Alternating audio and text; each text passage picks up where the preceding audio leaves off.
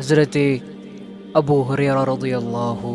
تعالی عنہ کے بیان ہے کہ رسول اکرم صلی اللہ علیہ وسلم نے ارشاد فرمایا، من تصدق بعدل تمرة من كسب طيب ولا يقبل الله إلا الطيب فإن الله تعالى يقبلها بيمينه ثم يربيها لصاحبها كما يربي أحدكم فلوه حتى تكون مثل الجبل۔ جو شخص حلال کمائی سے ایک کھجور کے برابر صدقہ کرے اور اللہ تعالیٰ حلال کمائی کو ہی قبول کرتا ہے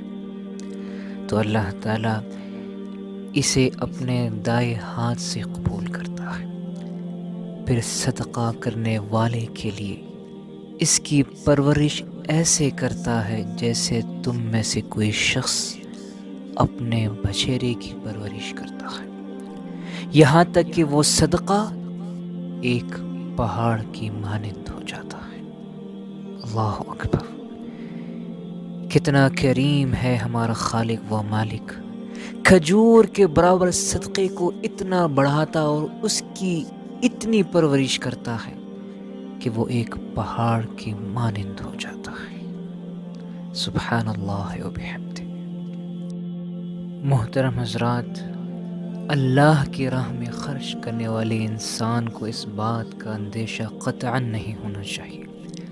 کہ اس کے مال میں کمی واقع ہو جائے گی یا بینک بیلنس کم ہو جائے گا، بلکہ اسے نبی کریم صاحب خلق عظیم صلی اللہ علیہ وسلم کی اس ارشاد پر یقین کامل ہونا چاہیے کہ آپ نے فرمایا، ما نقصت صدقۃ من مال، صدقہ مال میں کمی نہیں کرتا بلکہ اس میں اضافہ کرتا۔